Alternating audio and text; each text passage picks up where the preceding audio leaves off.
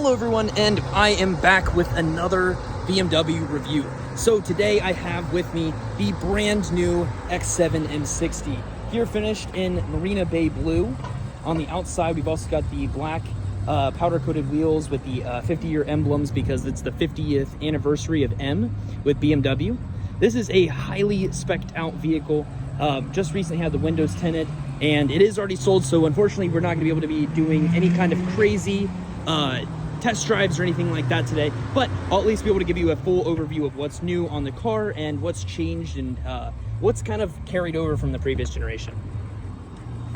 So inside here we have this is the black merino leather on the inside. They have increased the speed of the seat motors, so they move a lot quicker than the previous generation does. Equipped on this model, you are seeing the luxury line seats. So they have an access point up around the top portion of the headrest here that basically just lets the headrest get into a good position for you to be more comfortable while you're driving. And then you also get massage seats and ventilated seats inside of the vehicle as well. This one has the, obviously with the M60, you have the M Sport steering wheel, so it's going to be a bigger and chunkier. Added some nice little M contrast stitching along the sides of the steering wheel, so that it actually looks really, really nice. And whenever you're inside of the car, you also are greeted by this single one panel display. It's rocking iDrive 8 rather than iDrive 7 now, and the main differences between iDrive 7 and iDrive 8, how I like to describe it to my customers, is really that, you know, iDrive 7 was fantastic and it does have a lot of great features. iDrive 8 does all of the same things as iDrive 7. One moment here, I'm going to turn the air conditioning down just so it's not so loud.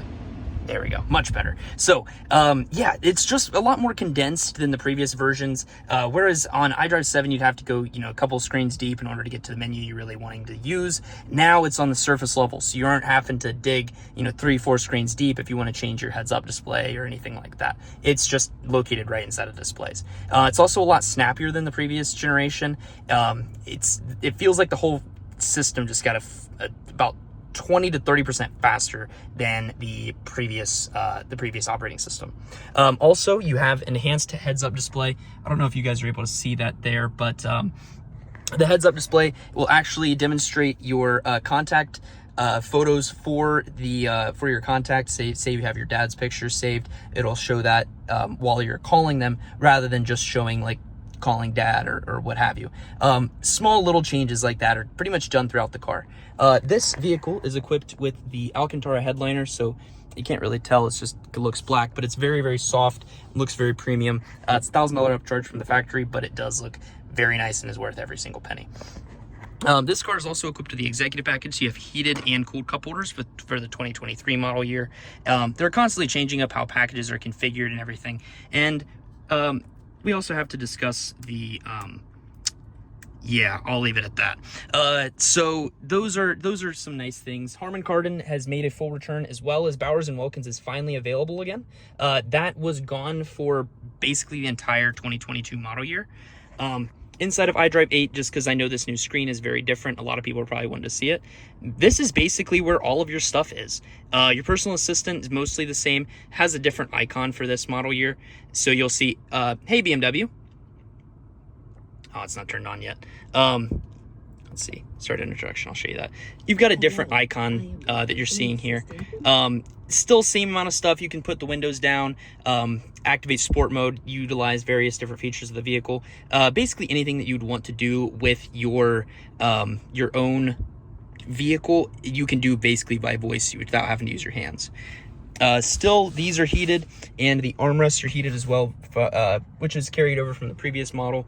And biggest differences between the the X7 M60i and the M50i is the addition of a real deal M motor. This car has the new S68 motor from BMW. Previous outgoing model had the N63. So this is a full-on M motor. It is equipped with 523 brake horsepower, up from 483 on the previous model. The new exhaust sounds absolutely phenomenal, and there actually is a break-in period. So this is soft limited, but it is going to sound pretty good. not too bad. Gauges look a little bit different. These are a little more configurable than the previous generation was. Previously, you wouldn't really be able to change too much about them. It would just change between different driving modes. So we'll do that in displays without having to go 4 or 5 menus deep. You can just adjust the the instrument cluster.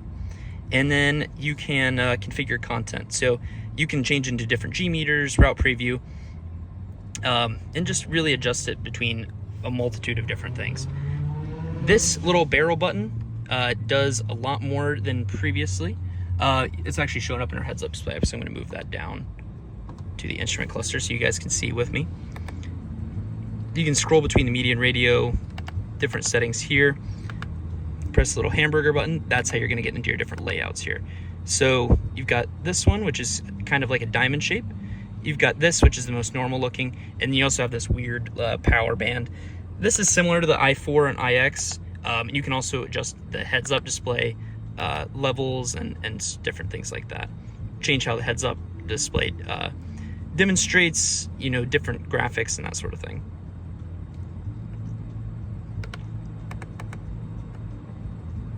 Yeah. So hopefully this hodgepodge of a review did help you guys learn a couple of things about the car. I know it's a bunch of random information kind of just strewn together, but I wish I had one that I could actually take out and drive with you guys, and hopefully I will have one of those soon. I also will do a review going over the differences on the X7 40i and the new 3 Series, as we're getting our first shipment of the new 3 Series in here in just a couple of days. If you guys have any questions, please put them down in the comments below, and I'm happy to go back through, and I'll do as many videos on this kind of car as you guys want. Let me know what you want to learn, and I'll see you guys next time. Deuces.